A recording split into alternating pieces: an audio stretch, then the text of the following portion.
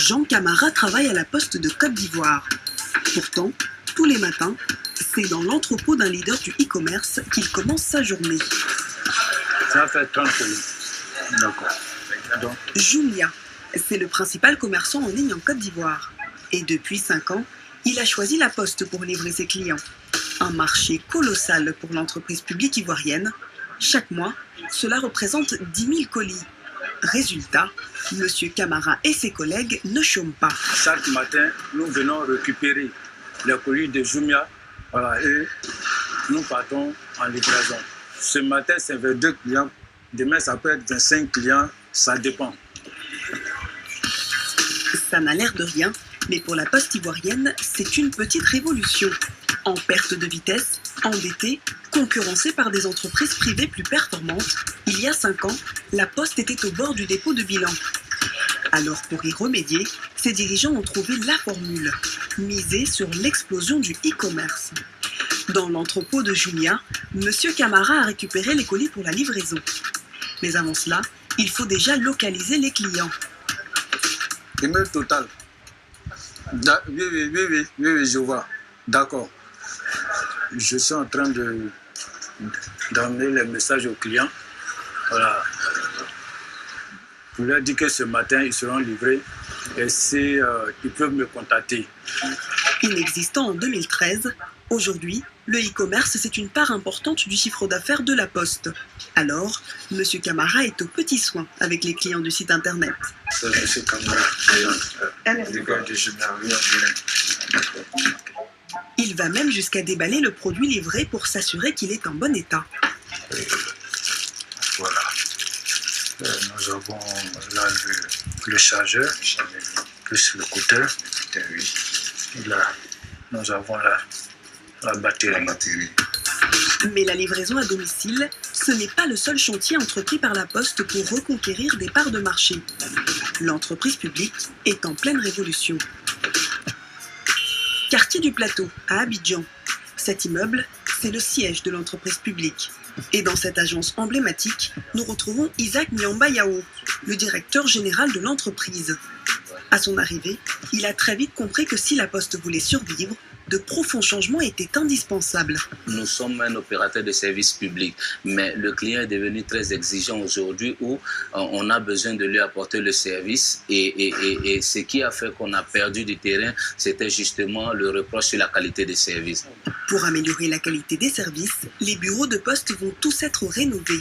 Coût total, 20 milliards de francs CFA. Dans cette agence modèle d'Abidjan, les travaux sont déjà terminés. Mobilier, éclairage, peinture blanche. Ici, même les guichets ont changé. Avant, nous étions en position sédentaire avec un comptoir qui nous donnait d'être en mode bureaucratique où le client n'était pas, celui qui venait demander le service n'était pas un client mais était plutôt un usager.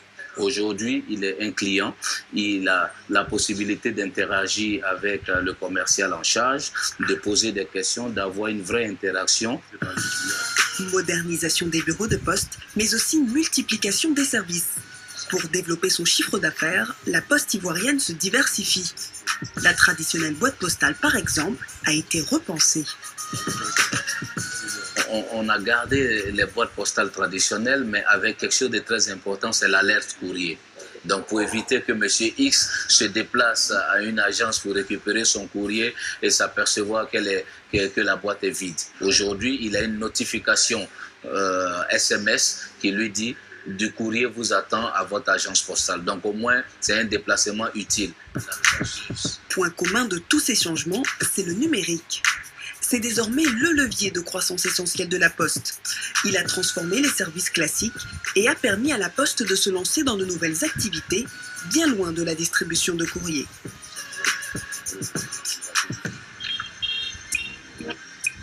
Ce postier a rendez-vous à la mairie de Trècheville. Mais il n'est pas là pour livrer du courrier. Il est venu récupérer des documents administratifs pour un client. Nous demander de faire naissance, pas de naissance. Ils ont fait la demande à la poste et nous sommes venus déposer ça ici. Parce que c'est ici, ça a été établi. Après le dépôt, ils font la saisie et nous récupérons l'après-midi. C'est l'un des derniers services lancés par la Poste. document.ci, un site internet pour retirer ses documents administratifs sans se déplacer. Ce sont les postiers qui font le travail. D'ailleurs, dans les administrations, ils sont servis en priorité. Combien de copies vous voulez 5 copies s'il vous plaît. Oui. Merci. Voilà. Ok, d'accord, ça marche. Le postier récupère les documents en quelques heures seulement. Pour un citoyen lambda, cela prendrait plusieurs jours. Les documents sont prêts. Ok, merci. On va les remettre dans l'enveloppe. Ça marche, c'est comme ça. Ok. Un service rapide que la Poste facture. Comptez environ 5 000 francs par document. Direction le bureau de poste. C'est ici que les clients devront récupérer leurs commandes. Un déplacement que la Poste entend bientôt leur éviter. Là encore, grâce aux nouvelles technologies. À l'avenir, ce que nous prévoyons, c'est qu'à l'enregistrement, que le client puisse donner sa géolocalisation, ça peut être son domicile ou son lieu de travail. Et donc cette information-là sera recueillie et lorsque le document sera établi, il sera livré directement à domicile ou au lieu de travail du client. C'est la seconde étape sur laquelle nous sommes en train de travailler. Mais pour avoir accès à ce service, il faut une connexion Internet. C'est le cas de 22% de la population seulement en Côte d'Ivoire. Trop peu pour la Poste, qui a décidé d'amener Internet dans les régions non connectées.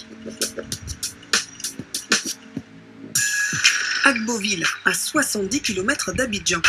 Dans cette ville moyenne, il y a un cybercafé et il est dans les locaux de la Poste.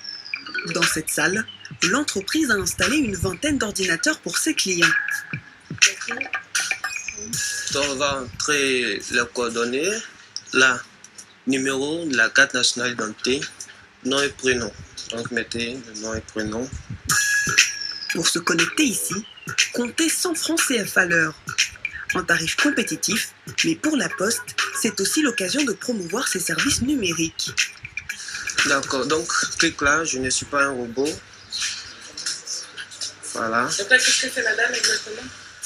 Bon, elle essaye de se connecter pour faire une demande en ligne, une demande d'extrait de naissance.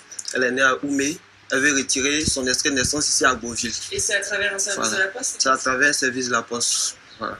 À terme, la Poste compte installer 3000 centres comme celui-ci dans tout le pays.